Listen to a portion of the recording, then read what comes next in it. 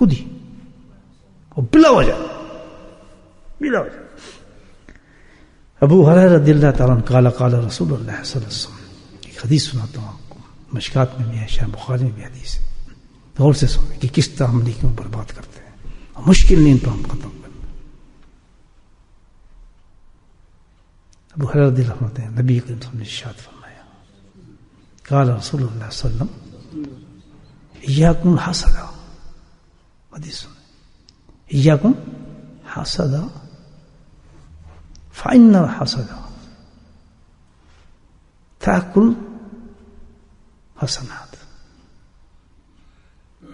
سبحان اللہ، حسد سے بچو، اللہ کے نبی فرماتے ہیں، کیا فرمایا؟ حسد سے بچو، جو تم نے نیکیاں کمائی ہیں ملین کھڑپ تھڑپ، اللہ کے نبی فرماتے ہیں یا قلو، یہ حسد جو ہے کیا کرے گی؟ کھا جائے گی، تمہاری ساری نیکیوں کو کھا جاتی ہے، چاٹ جاتی ہے ایک دم، پتہ نہیں چلنے دیتی۔ اور کیسے بتایا اس کو؟ فإن تأكل النار حطبا، کہ جس طرح سوکھی لکڑی کو آپ آگ میں ڈال دیں اس کا نام و نشان مٹا دیتی ہے، حسد ایک ایسی چیز ہے کہ تمہاری نیکی کے انبار کو صاف کر کے دیتی ہے، ایک سیکنڈ میں صاف کر دیتی ہے۔ گئی نا نیکی ہے، میں ادھر گیا، باہر نکلا، ابھی باہر ہی نکل رہا ہوں، مختلف گاڑی میں آئے ہیں، دوست بھائی ہمارے آئے ہوئے نا، سارے آئے ہوئے نا، صوفی لگ رہے ہیں، رشتے ہمارے ساتھ ہیں، باہر نکلتے ایک کی گاڑی نظر پڑے گی، کس کی؟ فلاں، یہ چکر ہی ہے، ساری مجلس سے وہیں ختم کرتے یہ نہیں کرتا۔ جمعہ پڑھ کے نکلے، کتنی بڑی نیکی کمائی، جمعہ ہفتے میں ایک دفعہ آتا ہے نا، باہر نکلے، لوگ مختلف چیزیں، مختلف لباس پہنے، اس سے اچھی انگوٹھی پہنی، دیکھی سی کہاں سے لے جی آپ نے یہ انگوٹھی، کیا ختم۔ حسد کہتے ہیں ایسا کھا جاتی ہے حسد انسان کی جس طرح کہ سوکھی لکڑی آگ چاڑ جاتی ہے، جتنی نیکی تھیں وہ ایک سیکنڈ میں ختم ہو گئی۔ اور یہ ایسی بیماری ہے میرے بھائیوں، کیونکہ اللہ سبحانہ تعالیٰ نے لکڑی کی طرح، تو جس جو حاسد ہوگا اس کی صحت کبھی صحیح نہیں رہے گی، نہیں ہو سکتی، کیوں کہ وہ اس کو کھا رہا ہے، غم کھا رہا ہے اس کو۔ یہ پہلا عذاب بتایا اللہ تعالیٰ نے کہ اس کا حال یہ ہوتا ہے کہ وہ صحت ہی نہیں ہوتی اس کا، صحیح نہیں ہوتا انسان، اس کے اندر غم ڈوب جاتے ہیں، غموں کے اندر، ہائے میرے پاس کچھ نہیں، ہائے اس کے پاس دیکھو، ہائے اس کا یہ، ہائے ہائے ہائے ہائے، اس کے اندر جو ہے لگتی رہتی ہے۔ اللہ تعالیٰ کہتا ہے پہلے عذاب میں اس کو دنیا میں دے دیتا ہوں، کہ نہ ختم ہونے والے غم اس کو لگا دیتا ہوں، اس کو دیکھتا ہے، اس کو دیکھتا ہے، اس کو دیکھتا ہے، اس کو، بس نہ ختم ہونے والا عذاب جو ہے اس پہ لگ جاتا ہے۔ پہلی سزا تو اس کو یہ ملتی ہے، اس سے بڑی بھی ایک سزا اور بھی ہے کہ حسد کرنے والے سے اللہ تعالیٰ ناراض رہتا ہے ہمیشہ، اللہ کے ساتھ موت ہے اس کو، اور ہر قدم پہ ہے، ہر تجارت میں بھی ہے، نوکری میں بھی ہے، کاروبار میں بھی ہے، علم میں بھی ہے، تصور میں، کوئی جگہ ایسی نہیں ہے۔ یہ آپ یہ دیکھ لیں کہ سب سے پہلا جو بربادی ہوئی، سب سے پہلی بربادی شیطان نے کی، اس نے حسد کی، آدم سے حسد کی تھی اس نے، یہ بھائی نمبر لے گیا، میں تو یہ تھا، میں تو عالم بہت بڑا، حسد کر گیا۔ اور پھر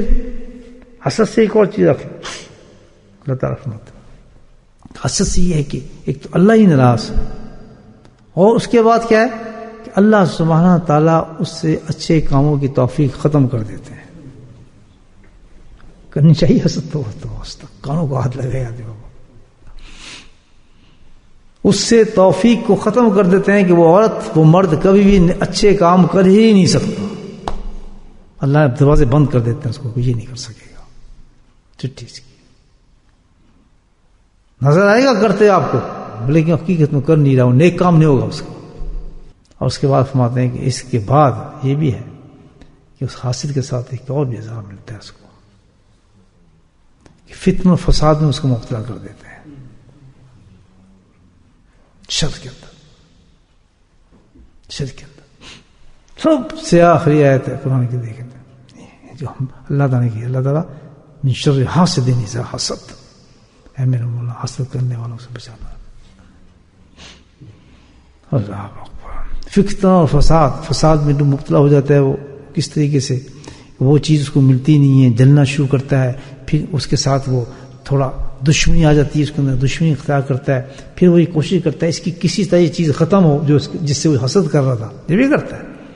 یہ اسٹیٹس کا ختم کروں، یہ سیکرٹریز کی سیکرٹریشپ ختم کروں، یہ پریزیڈنٹ اس کی پریزیڈنٹشپ ختم کروں، یہ یہاں بیٹھتا ہے یار یہاں بیٹھے نہ میں ایسا کا کام کروں، یہاں ایسے تقریر کرتا ہے اس کے تقریر نہ ہو، یہاں ایسے یہ ذکر کراتا ہے اس کا ذکر ہی ختم کر دیا جائے، یعنی اس کے پلان جو چلتے ہیں وہ ختم کرنے پہ چلتے ہیں، ختم کریں۔ اللہ تعالیٰ کہتا ہے کہ اس میں اور شر پیدا ہوتا ہے، پھر وہ پلاننگ کرتا ہے اس آدمی کے خلاف، انسانوں کے خلاف جس سے وہ جل رہا ہے کہ کس طرح کو ختم کریں، اور پلاننگ میں بڑھتا ہے یاد رکھیں۔ اللہ کہتا ہے یہ بیماری اس کو بڑھاتا ہوں، کتنی بری بیماری حسد کی بڑھاتا ہوں، وہ بڑھتا ہے۔ اب کیا ہوتا ہے وہ دشمن اندر ہے، ابھی تو ایکسپوز نہیں ہو رہا، اندر ہی چل رہا ہے، اسی کو رہے اور دوسرے دشمنی کو پلاننگ کرنے کے لیے بھی وہ یہ شو کرتا ہے کہ مجھے دشمنی نہیں ہے، آدمی بڑا خراب ہے۔ اس کا علاج ہے کیا ہے جو ہمیں کو لینا چاہیے احتیاط بہت زیادہ۔ انسان ہے نا، شیطان تو وال کرے گا، اس کا یہ ہے کہ میں نے کسی سے دیکھی کوئی چیز تو میری دل میں کھٹک سے ہوا، اندر فیلنگ سی ہوئی کچھ، تو فوراً میرا کیا کام ہے کہ میں فوراً مسجد میں ہوں کدھر ہوں پہلے 2 رکعت نفل پڑھ کے اس آدمی کی دعا کرے اللہ تعالیٰ یہ چیز میں جو دیکھی جس میں کٹوا اس کو اس سے اچھی چیز عطا فرما، اور تقریباً 40 دن اس کے لیے دعا کرے۔ یہ بہت بڑی بیماری، کتنے دن؟ 40 ڈیز، کم سے کم 40 ڈیز اس چیز کے لیے دعا، اللہ تعالیٰ اس کو تم نے بڑا اچھا عہدہ دیا ہے اور دے۔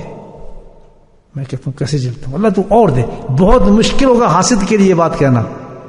یاد علاج ایسا ہے۔ اور جب دل خوش ہو کے یہ کہنے لگے گا سبحان اللہ، پھر مٹھائی لے کے جائے گا، دل سے پسند ہے گلے ملے اس سے سب نکل جائے گی حضرت اللہ کی۔ پھر کیا ہوتا ہے اللہ کہتا ہے کہ جس چیز سے تو جل رہا تھا اس کی، اور تو نے کیا انداز سے اللہ کی طرف آیا ہے، تو اس سے بہتر چیز ہے میں تجھے عطا فرماتا ہوں، بہت جلدی وہ گاڑی آپ کے پاس آ جائے۔ میرے بھائیو یہ ایک علاج ہے، اس کو کرنا چاہیے۔ جب بھی ہمیں کسی سے حسد ہو جائے، دیکھ لیا کتنی خطرناک چیز ہے، اور یہ تو کوئی گارنٹی نہیں کہ میں نہیں کروں گا آپ نہیں کریں، وہ تو میں ہر جگہ چل رہا ہے۔